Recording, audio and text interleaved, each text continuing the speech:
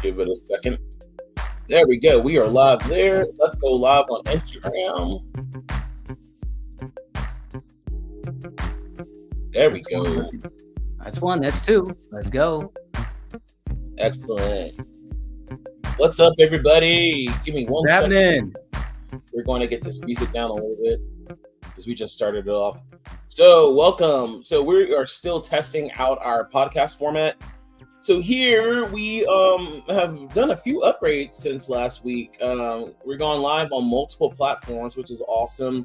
Still working on the lighting and all the type of good stuff. So yeah, we're building it out. First intro. I am Justin O'Keefe, and you are. I'm Darnell Evans, but I like to go by Frotaku, like everybody knows. So what is Frotaku? What does that mean?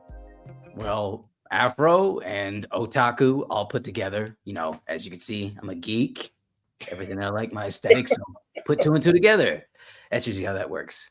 Is that what how that works? That's crazy. All right. So we have been working and talking and developing actually a few topics. And one of the things that came up this week, actually, we wanted to talk about authentic allies. So essentially, you know what, Darnell, I'm gonna let you, because you came up with this. We kind of developed it together. So I want to kind of get where your mind was when we started to discuss this topic. Wait, I did? Oh, I mean, Yeah. you mentioned it. I just added more to it. Okay, to be fair, everybody who's listening, you know how you come across that one person, they'll say one thing, but mean totally different. So, like, say, for example, I'm just using it as an example, be like, I'm for Black Lives Matter. I'm for the LGBT community. I'm for a different culture. I'm for something else that nobody else seems to agree with. But then behind closed door or when no one's looking, they are not, meaning they don't have any friends. They're not any friends at all, but you know what I mean? Any friends in that category, or don't even associate themselves with it at all. Yeah. And we want to go deeper with that because when we originally came up with this, so this was the week of Juneteenth. So it's really, really important. And then also with it being June, being Pride Month. So one of the things that I was saying is that in relation to also race, and then also if you're, like you said, being if you're queer or not, a lot of people will pick up the banner and they will, you know, run around with pride flags, or they'll run around with the Juneteenth colors, you know, black and red and green. And they're like, oh, we love everybody. We're here to support you. But then when it's like we said, behind closed doors, those people are not there. And then also, how many of your actual close friends have been in your home who do not look like you and live like you? And that is a huge, huge aspect for me. One thing that I kind of make a very big point for me personally is that whenever you come to my home, there's going to be a ton of different people. So, Darnell, I think you can kind of attest to that. You're going to see people from every type, you know, walk of life in my home because that's something that's important for me. Yeah, very Because, diverse. yeah, very diverse on purpose.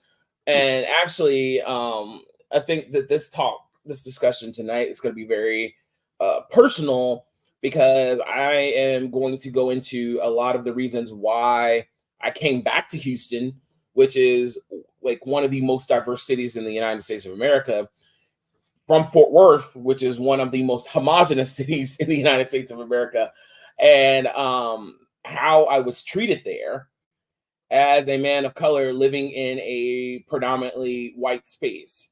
And I had a very difficult time. And Darnell, you got to see a lot of that when you would come, you know, babysit G and Jackson or just come over to the house and visit, and just seeing the disconnect of the people who live there.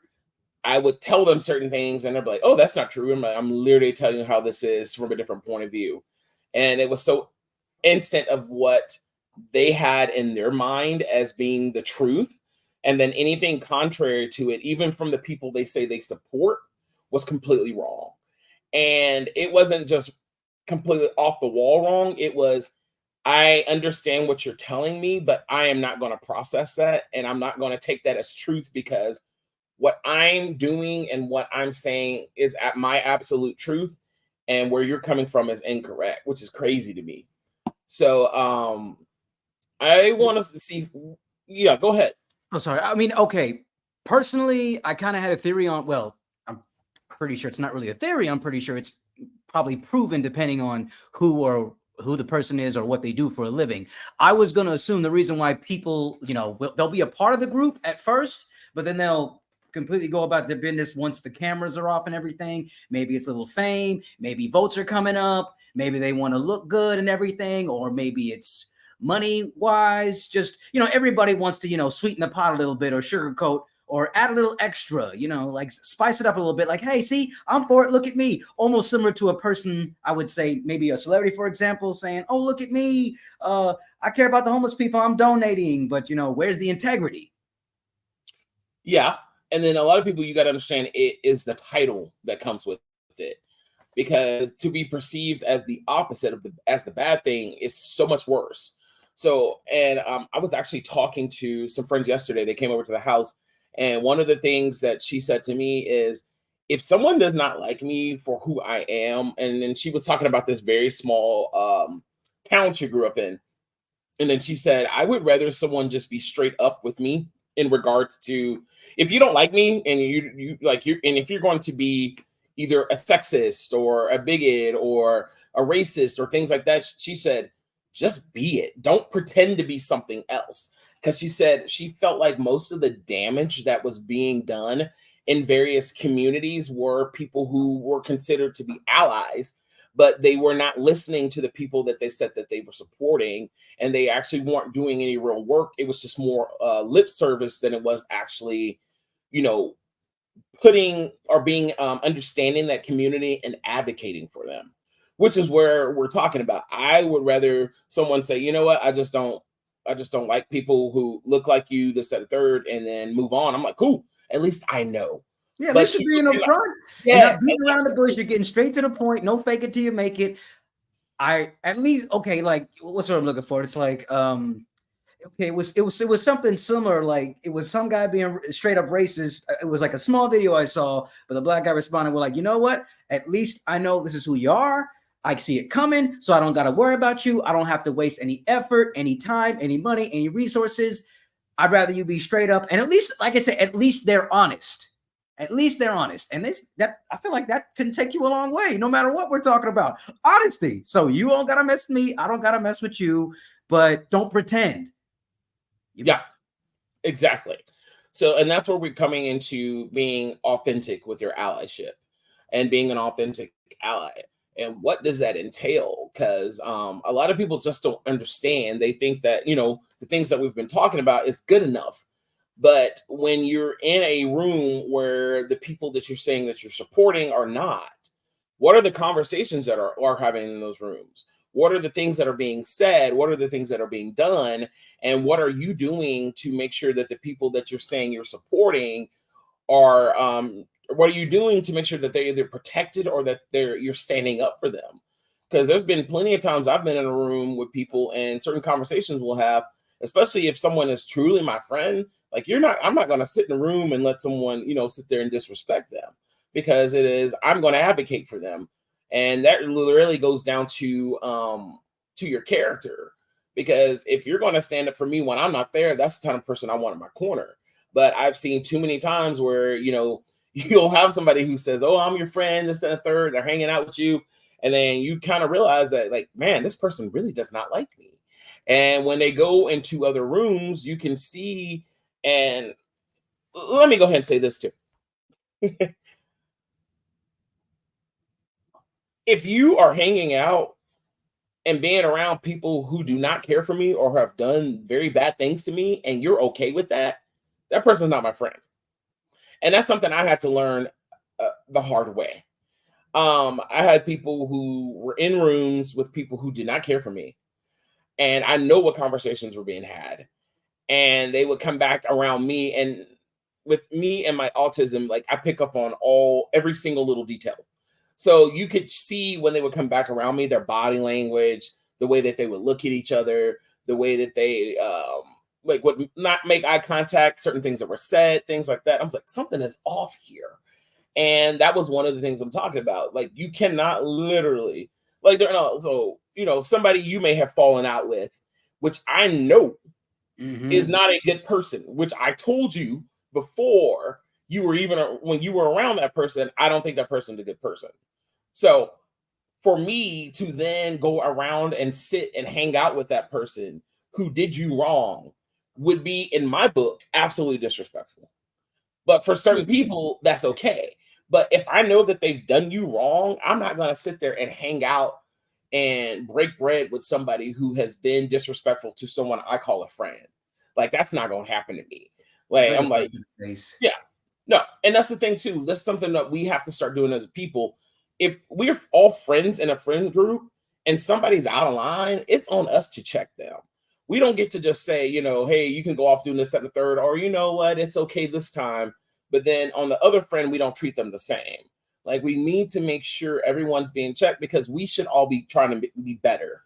So if I've done something that's out of line, you should say, hey, Justin, you know what? This is how this made me feel. Or you said this about such and such. That's not actually okay. Or you did this. Why did you do that? And then, because sometimes people just don't know. But sometimes people really do know. And that's when things get dangerous. Because why are you sitting here in my face when you don't like me? So, like, that stuff's weird to me. Yeah. Okay. I was going to say, probably a question for any of the viewers that are probably watching, because I'm pretty sure we've all had those moments at some point in time in our life where maybe we have that one friend and there's the group friend and there's that awkwardness or whatever. And usually people fall back to the excuses of, I don't want to cause any drama. I want to try to keep the peace. I don't want to disband this friendship or whatever. So they'd rather keep the lie going up, knowing well that one of them doesn't like the other, because they want to, they don't want to cause any awkwardness among the group. But obviously that's probably what you're going to have to do. That might not be the group worth having. That might not be the friend worth having. That's just probably going to be one of the hardest pills to swallow, because like, I think we did talk about this on our other podcast when we first started out about, the friend that you have is not the friend that, is going to always have your side. It's the friend that's not afraid to tell you, hey, that's wrong. That's messed up. Cut that out. Yeah. And even with you and I, we've had those conversations where I've been like, look, hey, this wasn't right. Or, hey, I felt a certain type of way. And then you've explained something, but it took us having those conversations. But also for me, I understand people don't want to rock the boat. But on the other side of that is, if somebody's doing something and they keep doing it and they're doing it to one person, eventually it's going to be your turn. And eventually it's going to happen to you. So you not standing up for that person and checking that person, you understand once they're done with them, where all that wrath is going to turn to, all that mess or all that pettiness. Eventually it's going to be your turn, and you can't get mad when no one's going to be there advocating for you when you didn't advocate for them. Exactly. So it's like what was that? What is that? I think there was a phrase saying, how can you feel comfortable to say that in front of me about him? It makes me wonder, what are you saying behind my back about me? Or how do you really feel about me?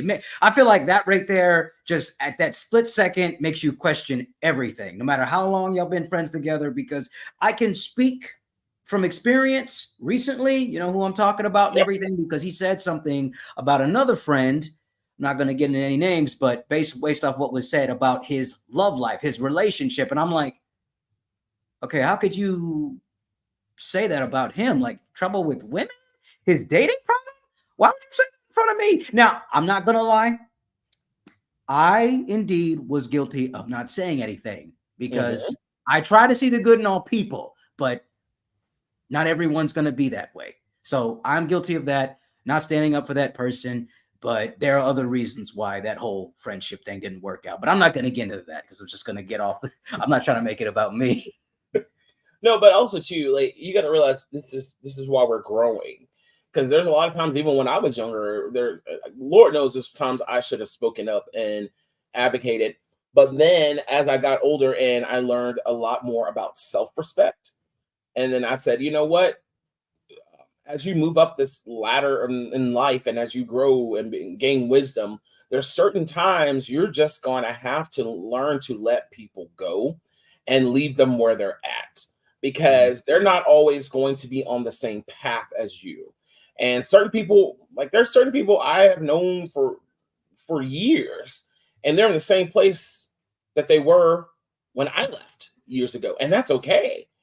But I tend to surround myself with people who are always growing, wanting to become more, learning to be better, because that's super important to me. Because I like to be around people like that because it inspires me and I want to inspire them. But there are certain people who see that as a threat, and that's fine. But I'm not going to reduce myself and change my path and my trajectory just to make someone else comfortable. And I run into that a lot, and I hate that. But there's a lot of people who are just like, you know what? My life is where it is right now, and I'm comfortable with that, which is fine. But you can't be mad at somebody else wanting to be better. So either just accept it, or just, I would just cut the cord and just move on if it makes you feel some type of way. When you say threatened, what do you mean by that? Like feeling insecurity, jealousy? Insecurity, jealousy, all those things. Oh, okay. All those things. A lot of people, I can, especially when I run into people and meet people, you can see they either respond to me one of two ways. It is either, hey, I want to be around you, learn this, that, the third, because I want to be better, or it's the whole insecure jealousy thing. And then there's some people who are just completely indifferent. They just don't care, which is fine. But I'm not going to waste my time and my energy being mad and upset at somebody. Also, too, I have hit a point of self-awareness. When I feel a certain way, I will ask myself, why am I feeling this way? And then I'll analyze that situation. And sometimes I'll be like, you know what? You might be like, you're jealous of this person. What do they have, or what is it about them that you want to possess? And it is, oh, they have charisma, or they look a certain way, or they have certain things. And then, but instead of me being mad and upset at the person, I look at myself and say, what can I do to make myself better to get the things that I want out of life? So then I figure out a plan, and then I make it happen. Oh, say, or at least at the very least, be happy for your friend. Like, okay. Oh no, I definitely always. In the world. Congratulations. But even in that situation, I didn't even say friend. I say if it's just a person I'm looking at and I run into, and I feel that way. Now, if it's my friend, no, absolutely. If I'm a real authentic friend, if my friend is being successful and doing stuff, I'm supporting them. And then also too, I'm actually behind the scenes doing stuff. And then every time that that they do something great, I'm posting it on social media. It doesn't cost me anything to use my platform to help somebody with their success and then to get their name out there. Like, every time that, you got published in a different magazine, boom, I'm blasting it out there. When Major is getting in a new show, or he's in, a new video game or in a new movie or something, I'm posting that stuff out there because I want people to see that there's great people out there doing amazing things. And we should be propping them up and giving them their roses or flowers, as people call it, because that's what you do as a true friend. So it's great to just like this, that, and the third every once in a while. Like, there's people who literally, I can see that they have looked at certain things, but they will not like it. They will not comment. They will not do anything to support me, but they'll sit there and watch. Like, there's literally people behind the scenes, like, watching you to see if you're going to fail because they're actually rooting for that. And that stuff is crazy to me, man. But that's company. Yeah. But I would just, like I said, I would just rather just cut ties and just move on. Stuff like that, that's just so weird to me. I just don't get it. But that's just not me. So it is what it is. Oh, so let's see. Do we have any comments or anything? I can't see anything here. I'm honestly not seeing anything on the side. I think, wouldn't it show up for you? Not for me, since you're the host. No, I'm trying to see if I can turn them on over here. So, guys, if you didn't know, we're still learning StreamYard. So if you post a comment or if you ask something, it should show up on the screen up here. Don't say nothing wild, though. That'll be crazy. But you feel free to ask us questions, to chime in with the conversations. We're talking about today, it is going to be authentic allies. So people who actually are truly supporting different organizations, different social groups, different groups of people, and actually really doing it.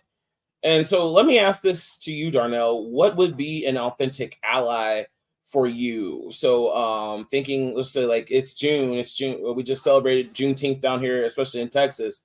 So someone who is not Black, what is an authentic ally for you in that space, in that context? You mean specifically Juneteenth? No, just specifically for our community. What does it look for, like, for somebody? Like even for you, like you're in an interracial relationship. What does it look like for your partner to be an ally to you as a black man?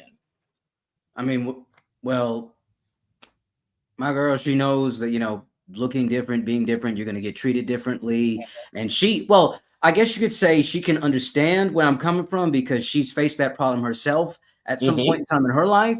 So actually, let me make that an entirety thing. You think someone who has been judged for looking different, being different, sounding different, talking different, who met somebody else who went through that, you think they'd be able to come up to understanding, to some kind of understanding. But it's funny how they'll still sit here and be judgmental or be hateful, but just based off of what somebody looks like, or I don't know, this the whole stereotype. Just someone else does it, you think they're gonna do it just because they look a certain way.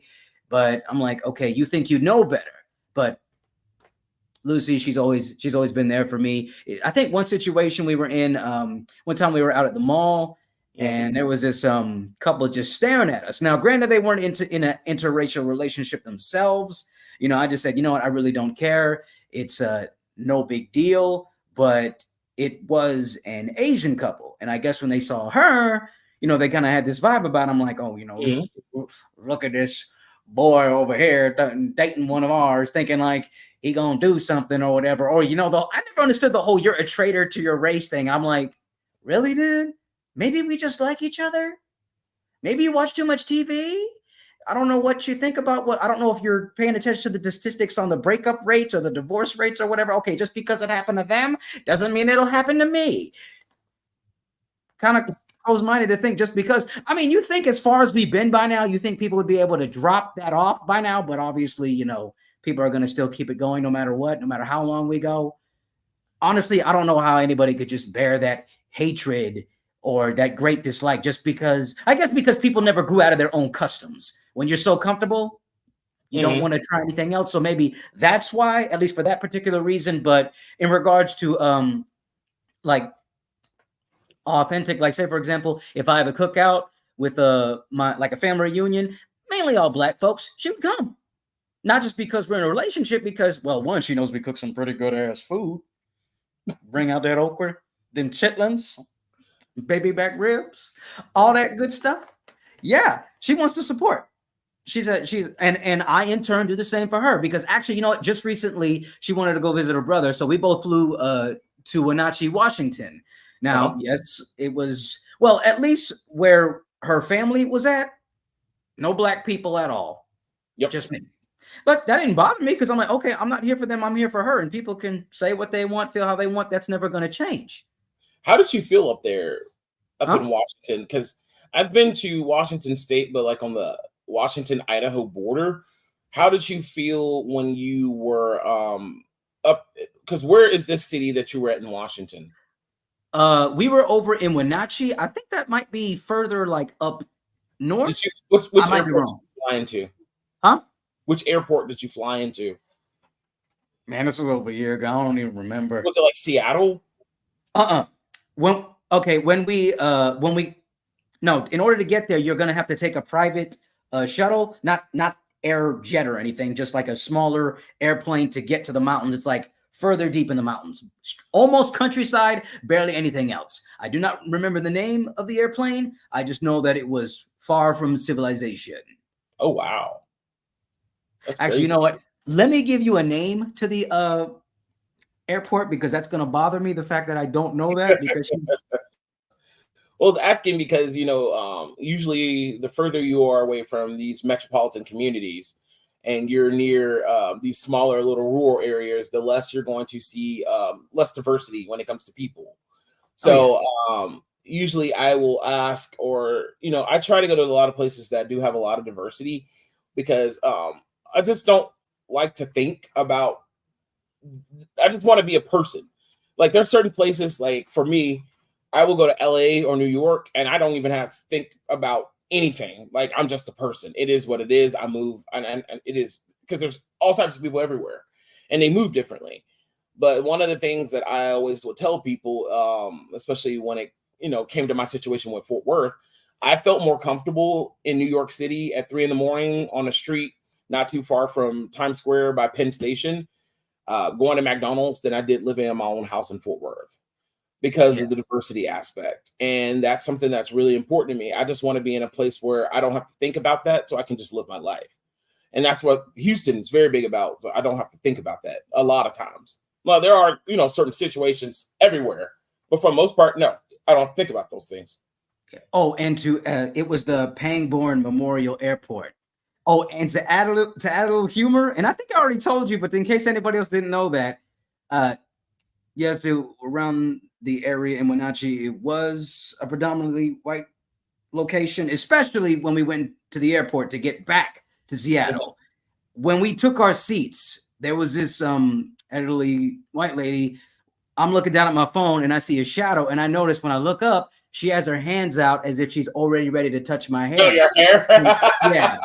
And thank God there was a black female flight attendant, because she understands and she knows better. She says, "Man, we're about to take off. Please take your seat and leave him alone." But I can tell the glare on that lady's face. She was acting all kind of, I don't know, like, I guess you could say offended. Like, how dare you not let me touch you? I'm like, boundaries?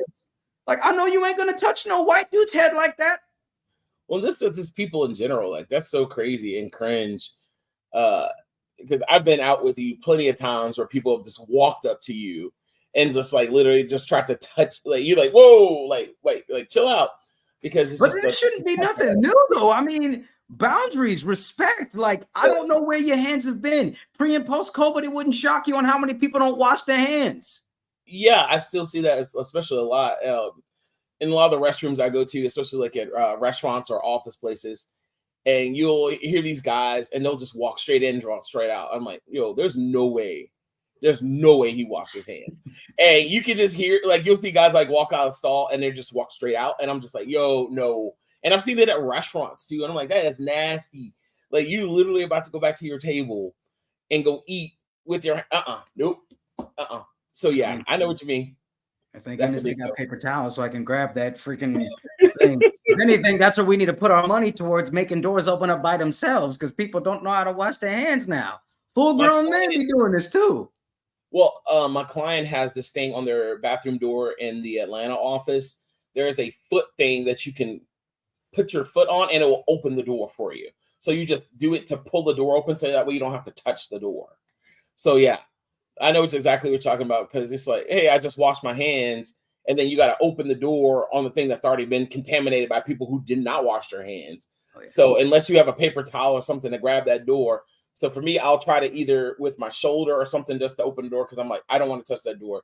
That's just, that's the no. That's the hey, Justin, I just thought of a question. Now, okay, back on the whole, like, kind of knowing who your friends are, of the authentic allies. Do you think some people are like, I wouldn't necessarily say threatened, but like put in a position where they feel like they kind of don't have a choice and they kind of have to be friends with this said person? Maybe if we're talking business or a coworker or whatever, and almost, I'm not saying that it would, but they, like, maybe their job is on the line, but I feel like that's a whole nother different topic or whatever, where people don't know how to keep personal business away from. Let's go ahead and say this, because this is what the podcast is about. Yeah, we can go in a lot of different ways. I am going to tell you guys this as an HR professional, so as someone who has a master's in HR, and as someone who is a labor and employment attorney. One, this is not legal advice. I'm not your attorney. I always have to say that. Your coworkers are not your friends. Stop. Yeah, there are going to be some cool people, and it will happen, and you could be this, that, and the third, but you need to realize, I cannot tell you how many times someone has come to me with some type of situation or case because people were friends, something such happened, and then they got mad, and then they had this fallout, and then they all come to HR, and all your darkest secrets, we will get access to. Text messages, videos, social media posts. Your coworkers are not your friends. So if you do not want to share something with them, you do not have to. I'm one of those people, and this is something because I've learned about liability and I've seen all this stuff played out. I will go into an office. I will say, I will be polite. I will talk to people, have discussions, this, that, and the third. But for who I am as a person, I keep that very limited. So I go in, I do what I need to do, and then I go on with my life. I'm there to do a job, and that's what's being asked of me. one of the biggest red flags I see for any type of company is they say, we're a family, we're this and that. Oh, no, that means that all this stuff is going to happen. So when I go in and work with places like that, I try to go in and help change that culture. We are still a business. People can still be friends. They can hang out, this, and the third, what they want to. But at the end of the day, those relationships do not need to affect this business, because if they do, especially in an at-will state, if there's a lot of drama and a lot of work or stuff going on and it's starting to affect the workplace, one of y'all is more than likely going to be let go. And more than likely, if I'm looking at it, more than likely we let both of y'all go. We just don't have the time for it. So it ends up just being too much liability on the company. Because if we only let one person go and not the other person go, then that other person wants to come back and say they were discriminated against, because it's just too much. So just be careful when y'all are friends with these people at work and y'all have a falling out, because it always happens. And the people who keep falling out with people at work, just be careful. I'm just going to say that. So, yeah. I mean, you ain't wrong. Speaking from experience in my last job as a hospital technician, yep, I almost got into a lot of trouble, especially a lot of favoritism, but I'm not going to get into that. Yeah. So let's go ahead, and this is something you brought up in regard to being an authentic ally. So boom, put that back up there. There we go. So we're going to touch on I've kind of been quiet about this for the last 2 years. I did tell some people about what happened at this event and the reason why I no longer do that event. The organization took a whole different point of view and told people I had moved, and that's the reason why I was no longer at that event. But that's not true, because I actually used to drive in from Houston to do that event. So we need to talk about what happened back in the year 2022, in the year of our Lord, at Fan Expo Dallas. And yeah, that was a very long, what was it? Like, it was, because we moved in Thursday, so it was Friday, Saturday, Sunday, 4 days. 4 days that essentially we all volunteered. We did not get paid. The booth was the compensation for that event, for doing all, what was it, 4 red carpets, 4 or 5 cosplay red carpets. Through that, I have met so many cosplayers, especially in the Dallas, the Texas community, especially. But yeah, I'm going to start off and give the details, and then I want you to add in, because your incident actually happened on when you were gone. Thursday. Huh? No, I think about when you left. Okay. Yeah, okay. There was first of all, everybody, there was something that happened essentially every single day. Every single day we were there. So for me, I would move in on Thursday. I did the red carpet for all the cosplay red carpets. Also got a booth, a pretty big booth. For that booth, I have like this massive TV screen. That thing I still have it to this day. So stupid heavy. I'm talking like, what is that, like 90 inches? And it's like, it used to be inside of an ITT Tech in Dallas when they closed down. I got it from this guy. So it's heavy, it's massive. I use that to display all my artwork, all that type of stuff. In my booth, we have to also set up to do like a photo studio inside of my booth, and then also be run through getting to the red carpet, how we're going to set up at the red carpet. There's a lot of logistics to it. I had you, Chen. There was like maybe wasn't one of your students from your leadership schools? Yeah, Matt was there from Ryla. Yeah. And then Taylor was there. Like there was like maybe like in total, like maybe like 10 of us, like 8 to 10 of us moving in stuff, helping, getting things ready, right? So first thing, remember we pulled up, there was 2 cars because it was my truck and then it was like another car. I think it was your SUV. And we were downstairs at the convention center in Dallas. And like the instructions had nothing about moving. And we're just like, where do we go? Where do we unload? Because usually there's signs, there's all these different things. Because from the first year, we're like, oh, this is going to be easy because everything should be loaded, labeled, and we're good to go. None of that was done.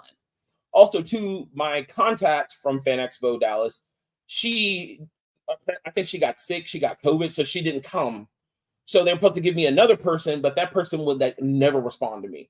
So I was texting, calling. I had no idea where to go. So I had to get out of the car, and I left y'all in the like the 15-minute parking area downstairs. And I ran upstairs, went into their office, and they were like, "We have no idea who you are or what you're supposed to be doing." And I'm like, "I'm here to do the red carpet like I did last year." And they were like, "Well, why are you here?" I was like, "I have a booth." And they're like, "Oh, okay. Well, you can just unload this." I was like, "No, we need to go up into like the service area to bring stuff in because I have this massive TV screen to display work on. Like, we need to be able to get into the space." And they were like, "Okay, well, just go upstairs." And we pulled up that circular driveway, and then we parked. And then remember that rent-a-cop came, but he was actually like on the golf cart, but he was with the Dallas Police Department.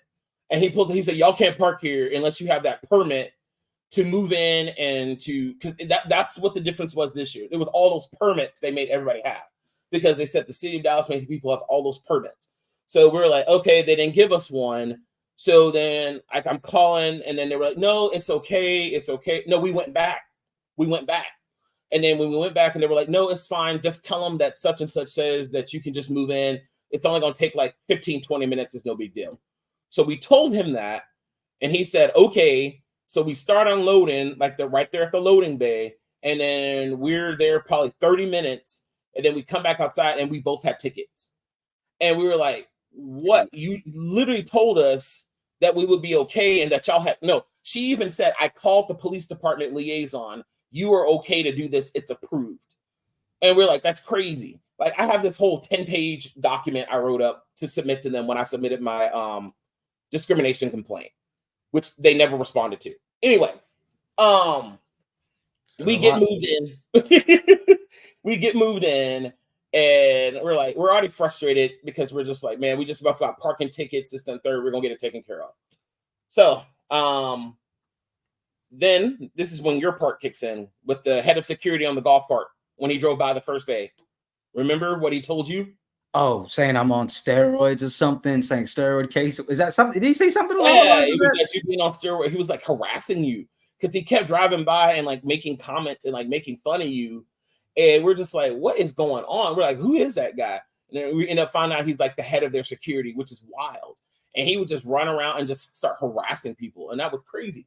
So anyway, that was Thursday. That was move-in day. Friday is the first red carpet because Friday's a half day. So we get in this, that, the third. I'm still trying to figure out what the schedule is. And like the first red carpet, like no one from Fan Expo showed up. Like, we're literally there waiting. We're already set up because we had done this the year before. So we're standing there like, who's going to do the red carpet? Where's the microphone? Who's running anything? Everything was just a mess. And then somebody finally showed up, and then they're like, "Oh, hey, we're with the marketing team. Here we go." I'm just like, "All right, this is not how this," but whatever. It's their event. They did it. They made it happen, whatever. It was a hot mess, but we got it done. We still delivered the level and quality of service that we always did. And that's what people loved about it. Like, we made it sure it was efficient. We made sure that the photos looked good. I was editing stuff. We made sure that the carpet, because a lot of people would take pictures on the backdrop. And if you don't clean the carpet, because I asked them, I was like, "Hey, typically someone comes by 15 minutes before the red carpet and they vacuum to make sure there's no debris on the ground because we want the images to look the best." This could be someone's first time at a Comic-Con, especially at Fan Expo. So we want to make sure that they're getting the best experience. So little things like vacuuming, making sure that, the line's set up, all that stuff. So, we were doing a lot of that. A lot of the guys, like I was asking you and Chen and Taylor, "Hey, can y'all clean up pick up those little pieces of paper on the floor?" We were doing a lot of that stuff just to make sure people had a great experience. So we do the red carpets. I'm very big about being organized. So Sure. I asked them, because last year, the year before, in 2021, my first year, there was things we did not know, but we learned from the first year. So I asked them, "Hey, we're tomorrow's move out day, because this is then now Saturday. What do we need to do to move out effectively and efficiently? Where's the paperwork and what's the procedure? I need that." And they said, "Oh, someone will bring it around. Someone will bring it around." Because I went over to their other office inside of the convention center. And they said, "Oh, no, someone will bring it. No big deal." We waited 2 or 3. They said they'll bring it within the next like 10 minutes. No one brought it. So then I sent someone over there, and then like 2 hours later, because no one did it, we finally got it, because they were like, oh, this is what you need to do. I said, no, I need it in writing. I need the procedure in writing because I don't want someone to say we did something wrong. So let's get this in writing. Send it, give me the paperwork so I can have it in hand. And they said, cool. So we did that. Saturday was still kind of what the first red carpet was cool. The second one was kind of a mess. And we ended up doing it. The big thing was Sunday. Breakdown That day. is the day that was a hot mess. And it was because of move out. The day was already long. We had been there all week. We were tired. And we got through with the last red carpet. And then like maybe 2 hours before it shut down at 5 o'clock, we're already packing up stuff. We're disassembling stuff. Because as soon as 5 o'clock hit, we were ready to go. Like we literally, I think we were ready at like 5:10. So we're sitting there and there's like 10 of us there that are all sitting there. So we're like, cool. We're just waiting and waiting. And I was like, man, there's nobody coming around to give us the move out slip. Because there's a slip that you have to get approved to make sure that your booth is clean and stuff. So then you can then go take your car and bring it up the ramp so we can load in and load out. This essentially should have taken us, if it was done right, at max 15 to 20 minutes. We were there 2 to 3 hours. We're like the last people there. Like everybody else was already gone. There were even bigger booths than us that were already done. Yes. And they're already breaking down. And this is where things get crazy. So then I sent Chin to the convention booth for Fan Expo. And I asked him, he said, I was like, what's going on? We're ready to go. Who's supposed to come around over here? And then that's when that, the girl who was the volunteer who they gave all the power to, and she let it go to her head. And that's the one that was talking crazy to people. It was 2 women that were up there, and they were both like that. And we were just like, hey, what's the procedure? Because here's the form. Yet again, why I asked for it in writing. Here's the form. We've done these things. What's next? Because it says someone's supposed to come around, but there's no one here.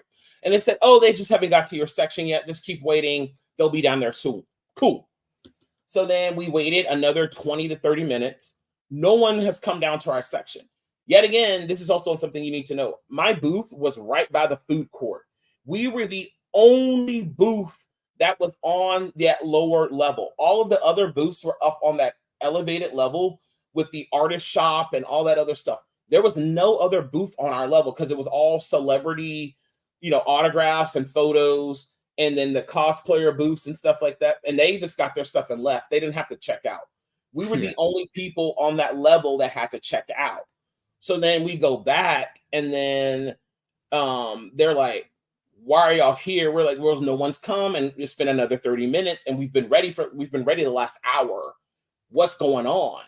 And they're like, y'all just need to go find one of the people in the orange vest, whatever, and get one of the slips from them. So we went over to them. Chen went over, and the guy was like, no, I'm not assigned to your area because I can't give you a slip. And then when we come to find out, no one was assigned to our area because they didn't even know we were down there. No one knew we were down there. So we sat there because they did not prepare and knew that no one knew we were even in that area. So we're like, we've been waiting and you've been telling us to wait, but no one even looked to see if anybody was assigned to us. When they actually took the time to look and say, oh, no one's assigned to you. That's the reason why you've been waiting. We could have just easily given you this slip an hour ago and you could have been gone. But they refused to do it. So we're trying to tell them, hey, you made a mistake. There's no one down here to do this. So what do we do now? And then they started getting an attitude. So then she started to lie about a lot of stuff. And she told Chin one thing. And then when we went back up there, because it was me, Chin, and Matt, I specifically brought different people who looked differently so we all could verify what she was telling us. Oh, I was nearby you. I heard everything too. I think if I do recall, I don't know if you said it, but I think you did. But before you went yourself there, because you started getting, well, obviously reasonably pissed because we got time. We need to get out of here. You send 2 different people, and they both came back telling you the same thing. So you're like, all right, that's it. It's up to me because now I have to stop what I'm doing, and I gotta go there. And that lady was popping off an attitude. But what was weird is the fact that, like a true Karen, literally not just lying to your face, but playing it off like it's no big deal. Well, okay, you got your pass. whoop-de-freaking-do. Here, have a shirt. You can go now. And I'm like, but you're really ignoring the fact that you just lied. It like as if went in one ear and out the other. It took two people it was her line that we could have easily got a long time ago. So yes, because we called her out on it. Asked for her name. Yep, because Chin specifically said, I was like, well, we're supposed to wait, and we did that. And she was like, well, who? She said like essentially one thing, and I said, Chin, who told you that we needed to wait this, that, and the third? And he points right at her, and then she goes, oh, I guess I did say that. And they're like, why? You was like, you just lied. You just literally lied to our faces. And we're just like, that's not cool. Like, all we're asking for is just a pass to move out so we can be done with this. And we've waited an hour. We've been calm. We've been patient. And then she was, and then that's what she said. Then the other lady said the thing, well, you should just be happy you even got this here. You can take one of these shirts. They're free. They're for y'all anyway. And I was like, are you serious right now? So I just stared at her. And then I was like, man, you know what? And they were like, no, let's just go. Like, I was like, this is ridiculous. So we left. And then it was did me. You ask her for her name first before we left? Yes, I did, because she got an attitude. And I asked for her name. And then that's when she got like she like rolled her neck and stuff like that and got real nasty with me. And I was like, no, I was like, I want to know who this person is, Autumn, because you were the one who was out there acting a fool for no reason against people and just being so nasty and disrespectful. And that's what I told them. I was like, this was unnecessary. I said, we followed your procedure. We did literally what's written on this form. Y'all made a mistake. It would have been one thing if y'all would have said, you know what, that's our bad. We apologize. Let's fix this and get this right. But it was, you should just be happy to even be here. And that's just where the rest of this comes in, because that was just this isn't even the worst part. Mm-hmm. So then it was me, and then I forgot who went with me. I think it was Taylor. We got my truck because we had to go get in line to go for them to even open up the gates for us to get up the moving ramp. They said you can get in line to go up the ramp again, or you can pull your car into that parking lot and then go down all those stairs and with all your stuff. Because at first we're waiting in line, and then they were like, oh, that's not the right entrance you took, so you're going to have to go back and get in that line. And the line is like 10 blocks long, man. Like, we were sitting in that line for like 30 minutes. And then, like, they're telling us we still have to wait. They hadn't even opened up the gate for people in there. They had been sitting out there an hour waiting. So we were just like, no, forget this. So we pulled into the parking lot, and then we walked because I pulled the truck close enough so we're close enough to the stairs, because it was like, what is it, like 30, 40, like the stairs. There's a few steps. Yeah, it was a lot of steps. Then the steps? Yep. Because it was the ramp, and then we have to go down the steps, remember? So it's probably a good like half a mile. And then this was September. So it's like 100+ degrees. Oh, you were sweating. We were all sweating. And literally, we could have been gone 2 hours ahead of time, but we couldn't because we were waiting on all that, like that stuff that happened and the way they were treating us. And then I'm gonna let you talk about what happened when Taylor and I were gone, because I didn't get any of this. Yeah. Now it's crazy how insane how 10 times crazier that got. Okay, so Justin goes off, leaves, and not even 5 seconds after, the freaking security guard that Justin mentioned earlier, him and one of his other staff members, they pull up in the go-kart going skirt, and he says, what the hell were y'all doing? Y'all don't be threatening nobody. And we're looking at each other like, who's threatened? Threatened who? But then we put two and two together like, oh, she called the security to come at us. Now, what pissed me off more is not the fact that they were quick to blame us, because I used to be a police officer, military police. And pretty sure the training is not too different. The whole point is to get both sides of the story before you start pointing fingers. So despite us telling them, hey, this is how it went down, we went up to her several times to get the paperwork so we can leave. She kept putting us back. So we came back with our boss, Justin. And then that's when she started popping off an attitude. Justin was reasonably in his right to be angry. He wasn't loud. He wasn't threatening. All he asked was for her name. And then we left. We didn't even stay there for longer than maybe a minute max. And then, despite hearing everything we just told this guy, literally went in one ear and out the other. He says, no, it doesn't matter. You still don't threaten people like that, you can get banned here. And I'm like, and I already knew, like, yeah, after this, there's no way we're coming back here. And did you not hear what I just said? Nobody threatened him. Now, I am really not trying to throw the race card. I'm really not trying to, but it's very hard not to after what we just explained to you in a non-threatening manner, verbatim, the entire story, and you still have the nerve to threaten us by telling us we can no longer work here anymore, to take her side. First of all, we were not working there. We were volunteering. Yeah. We gave our time and our money and all of our resources for free. 2, yet again, no one threatened anyone. No investigation was even conducted. He automatically assumed based on what she said, and she used her position to say and lie yet again and said that someone threatened her. We're like, and that's the reason, hence the reason why I took 2 other people with me to make sure I was acting a certain way and they could verify it. I always move in that way because, yet again, an attorney, and you always need evidence. I was not going over there by myself. So I knew better. And they were like, what are you talking about? They were like, there's no way you threatened her. We're like, we watched you. There was not a threat there. Yeah. So when you left with Taylor, yeah, go ahead. When you left with Taylor, it was me, Chin, and the rest of the group. We were constantly repeating ourselves, telling the cop we were all there. He didn't threaten him. So what threaten are you talking about? Or what? Big black guy. You can't be angry in black. And that's where it got frustrating because I was like, this is not what happened. And this is where it got real dangerous because 1, she lied. 2, no one listened to us and even tried to conduct an investigation. We were instantly the threat, and we were treated that way. And they're like the things that they were saying, the things that they did to us. I was like, I will never allow myself, 1, and I will never allow anyone who is associated with me to ever feel or be treated this way ever again. So it was so frustrating for me because we have been in situations where people have lied, where police or law enforcement have come in and someone has, because this is what I was telling you, this could have gone a lot worse than what it had been. Like these officers could have instantly pulled their guns and said that we were being threatening, and this could have ended another way.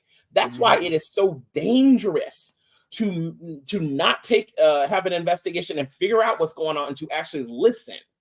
And then 2, because they're putting our lives at risk, and I was not okay with that. And then that's when we were essentially did what we had to do.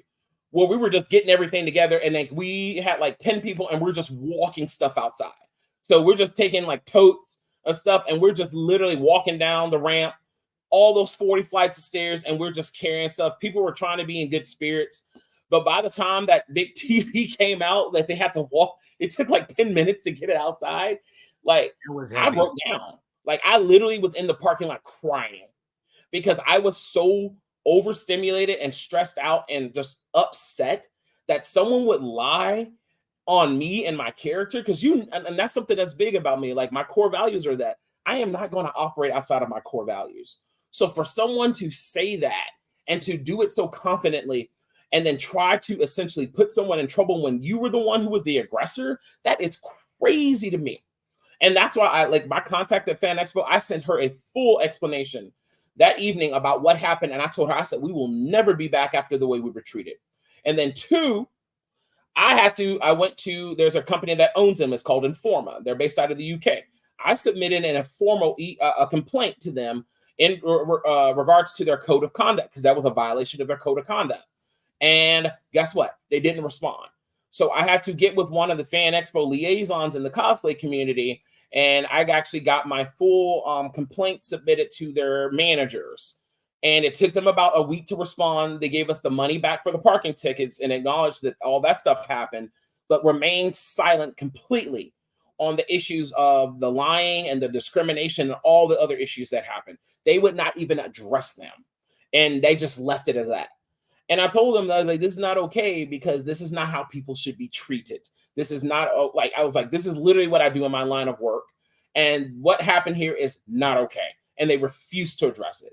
Yeah. So and I know a lot of, sorry. Go ahead. No, keep going.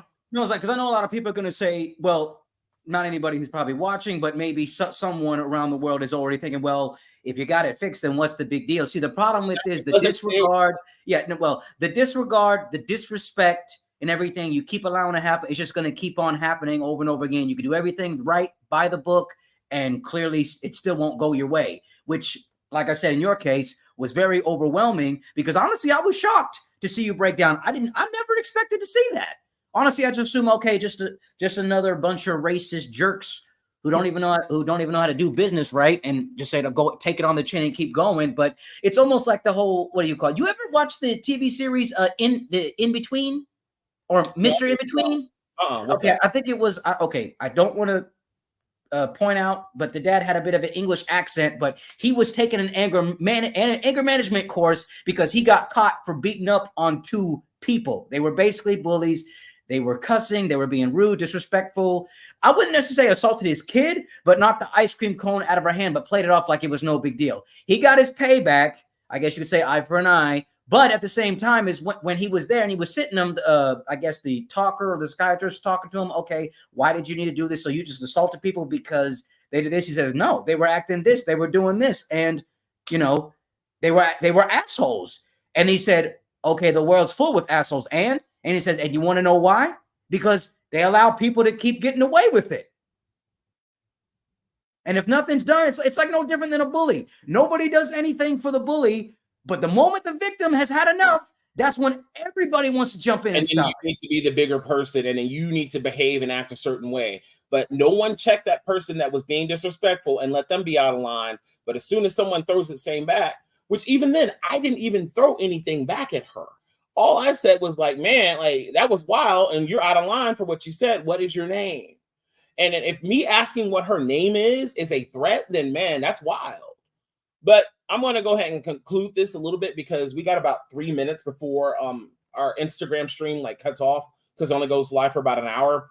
What I'm saying is that the people who were very familiar with me in the cosplay community, I told them what happened, because they kept coming back. And then for almost 2 years, people have been asking me, why aren't you at Fan Expo? And I would tell them, they're like, man, that's messed up. That's terrible.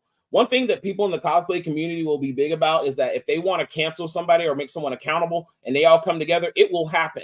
Because I've seen plenty of times where people have been like, oh, this person did this, that, and the third.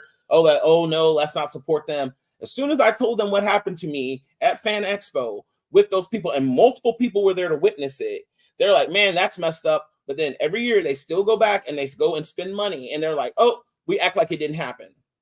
And that's why I get frustrated, because if somebody is saying this business or this person treated them disrespectfully, and then literally to the point of where that person could have been arrested or lost their life, and then you are still going back there and spending money, and you are disregarding that person you called a friend, I have an issue with that. Because I'm like, you literally know me. And I told you what happened to me by those people, that organization. And a lot of other people have had similar situations. Like if you look up another cosplay, a Fan Expo thing that they had, it was in another state. I forgot which one it was. There was a cosplayer who was in a wheelchair, and they wanted to do the cosplay contest. And they told them, hey, there's no ramp for you to get up on the stage, so you're just going to have to do it on the ground. And they're like, no, that's not fair, because I should be able to have the same rights, and I should be treated the same way as anyone. And for ADA stuff, you should have a ramp up here anyway. And they told her they weren't going to do it until she went on social media and complained, and the community got behind her. And then they came out with a statement and then put a ramp up there so she could have it. But they had to fight for her to get the thing she was already entitled to. That's what's frustrating. And that's why I get upset, because I'm like, man, nobody called them. There was maybe 1 or 2 people, and I can know exactly who they are.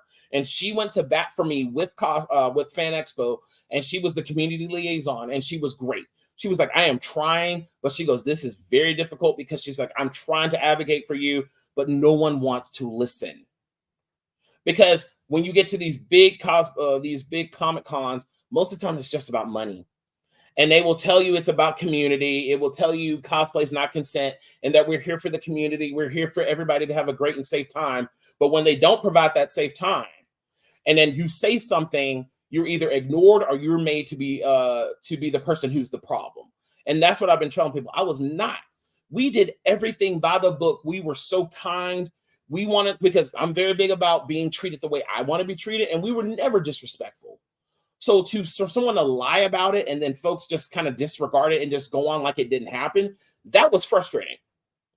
So there's like, why haven't you done any cosplay shoots? I said, I can't do shoots with people who don't really support me. Why would I do that?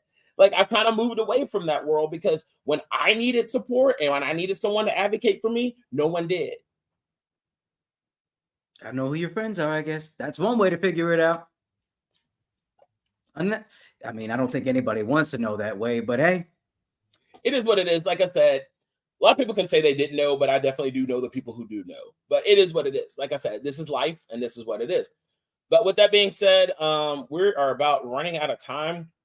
So, like I said, we are still in the test phase of this. We're getting things kind of together. It looks like we're still live on Instagram because I'm watching on my end. But we will be doing new topics more likely every week. So just having something fun. We'll probably come up with a standard day and time of the week or whatever. These will be posted later on. But yeah, these are the conversations we need to have. So I'm Justin. I'm Darnell. And hey, if you guys want to mention anything or if you have any questions or any discussions or any topics, please feel free to let us know. We'll gladly talk about it. Yeah. Or reach out to us. What about if they want to join us though? If they want to talk on like Triplet. Yeah, that'll be fun. Group discussion. So, yeah, we'll do some add some guests in, stuff like that. But yeah, send us your topics, things that you want to talk about. Remember, we have a lot of resources. We are a community. We are better together. So if we can talk about things and figure it out, I think we'll be better for it. So with that, I think we're about to head out of here. And it's been great, everybody. Thank you so much. And we will talk to you soon. So and remember, keep it disrespectfully respectful. Well, that is the thing. That is the thing. We came up with the name, so it works. All right. See you later, guys. Bye. Peace out, everybody.